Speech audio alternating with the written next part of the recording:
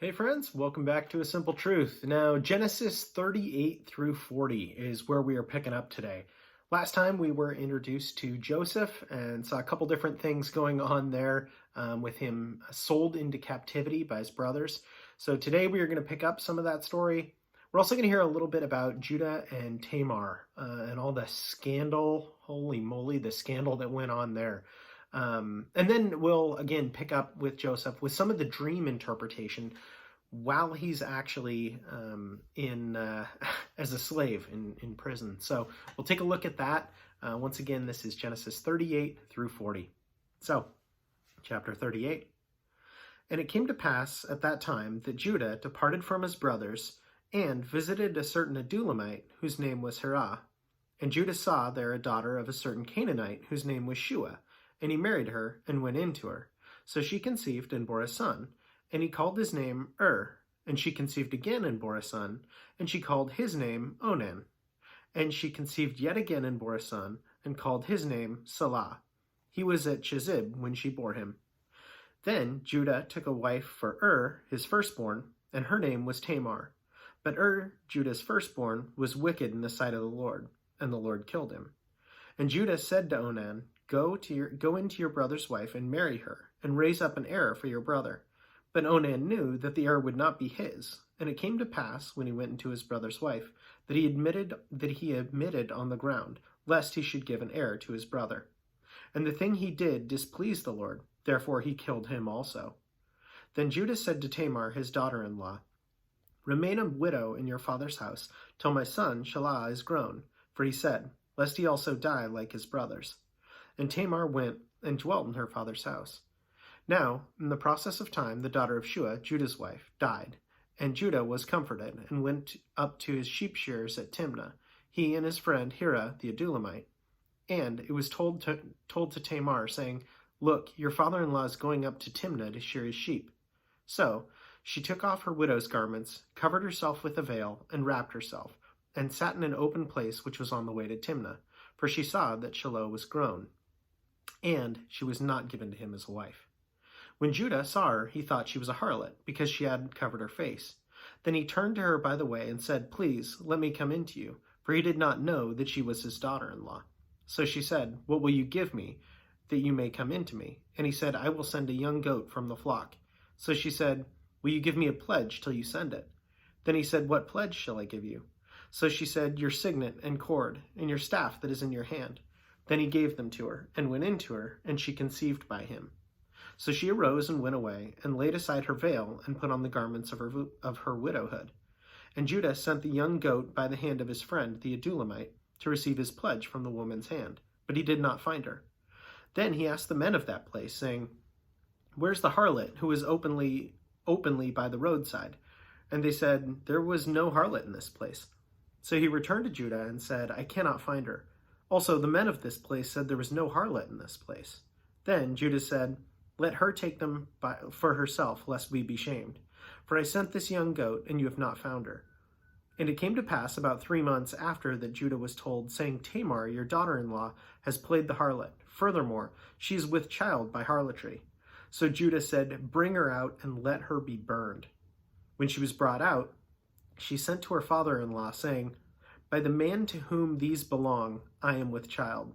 And she said, Please determine if these are the signet cord and staff.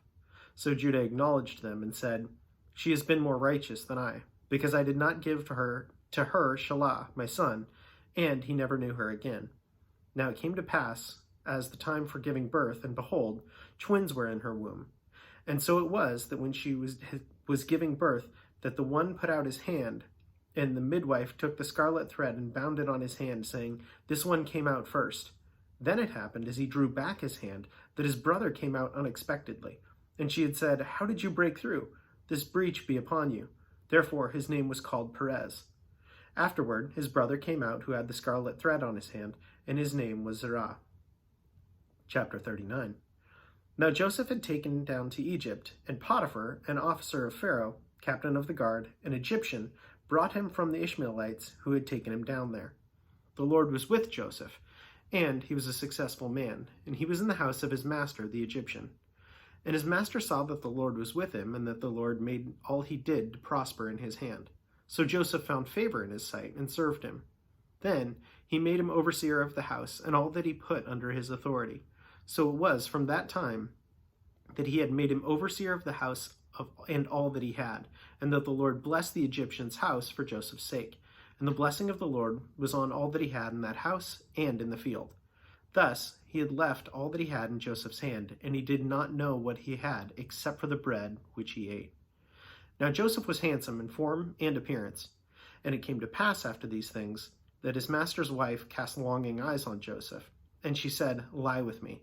But he refused, and said to his master's wife, "Look, my master does not know what is with me in the house, and he has committed all that he has into my hand. There is no one greater in this house than I, nor has he kept back anything from me but you, because you are his wife. How then can I do this great wickedness and sin against God?" So it was, as she spoke to Joseph day after day, and he did not heed her, to lie with her or to be with her. But it happened about this time, when Joseph went into the house to do his work, and none of the men of the house was inside, that she caught him by his garment, saying, "Lie with me." But he left his garment in her hand, and fled, and ran outside. And so it was, when she saw that he had left his garment in her hand, and fled outside, that she called to the men of her house, and spoke to them, saying, "See, he has brought us here he has brought us a Hebrew to mock us. He came in to lie with me, and I cried out with a loud voice. And it happened, when he heard that I had lifted my voice and cried out, that he left his garment with me, and he fled and went outside." So she kept his garment with her until the master came home.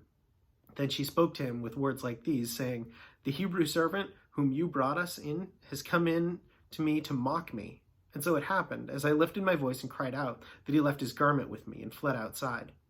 So it was, when his master heard the words which his wife had spoken to him, saying, "Your servant did this to me after this manner," his anger was aroused. Then Joseph's master put him into prison, a place where the king's prisoners were confined. And he was there in the prison. But the Lord was with Joseph, and showed him mercy, and he gave him favor in the sight of the keeper of his prison. And the keeper of the prison committed to Joseph's hand all the prisoners who were in the prison. Whatever they did there, it was his doing. The keeper of the prison did not look into anything that was under Joseph's authority, because the Lord was with him, and whatever he did, the Lord made it prosper. Chapter 40. It came to pass after these things that the butler and the baker of the king offended the Lord, the king of Egypt. And Pharaoh was angry with his 2 officers, the chief butler and the chief baker. So he put them in custody of the house of the captain of the guard in the prison, in the place where Joseph was confined.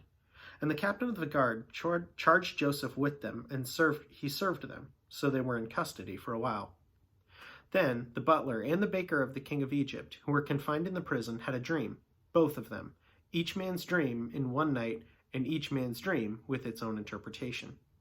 And Joseph came in to them in the morning, and looked at them, and saw that they were sad. So he asked Pharaoh's officials who were with him in the custody of his lord's house, saying, "Why do you look so sad today?" And they said to him, "We have each had a dream, and there's no interpreter of it." So Joseph said to them, "Do not all interpretations belong to God? Tell them to me, please."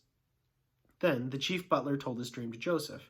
And he said to him, "Behold, in my dream a vine was before me, and in the vine there were 3 branches. It was as though it had budded. Its blossoms shot forth, and its clusters brought forth ripe grapes. Then Pharaoh's cup was in my hand, and I took the grapes, and pressed them into Pharaoh's cups, and placed the cup in Pharaoh's hand." And Joseph said to him, "This is the interpretation of it. The 3 branches are 3 days. Now within 3 days Pharaoh will lift your head and restore to you your place, and put Pharaoh's cup in your hand, according to the former manner, when you were his butler. But remember me when it is well with you. And please show kindness to me. Make mention of me to Pharaoh, and get me out of this house. For indeed I was stolen away from the land of the Hebrews. And also I have done nothing here that should put me into the dungeon." When the chief baker saw that the interpretation was good, he said to Joseph, "I also was in my dream, and there were 3 white baskets were on my head. In the uppermost basket were all kinds of baked goods for Pharaoh, and the birds ate them out of the basket on my head." So Joseph answered and said, "This is the interpretation of it. The 3 baskets are 3 days. Within 3 days, Pharaoh will lift off your head from you and hang you on a tree, and the birds will eat flesh from you." Now it came to pass on the 3rd day, which was Pharaoh's birthday, Then he made a feast for all his servants, and he lifted up the head of the chief butler and of the chief baker among his servants. Then he restored the chief butler to his butlership again, and he placed the cup in Pharaoh's hand. But he hanged the chief baker, as Joseph had interpreted to them. Yet the chief butler did not remember Joseph, but forgot him. So I really, really love the story of the baker and the butler, and showing that God can use dreams to communicate so many different things. I think even still, what stood out to me in today's passage was just the story of Judah and Tamar, and how we're going to see more from that line, right? We're going to see a lot more from that line. And there is just so much darkness and terribleness in that line. Terrible things happen to that family lineage, and they do terrible things. And yet, out of that line of Judah comes the Lion of Judah.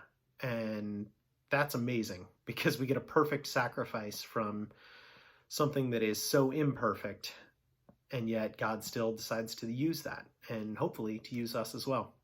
Anyway, as always, thank you for joining us. Have a great rest of your day.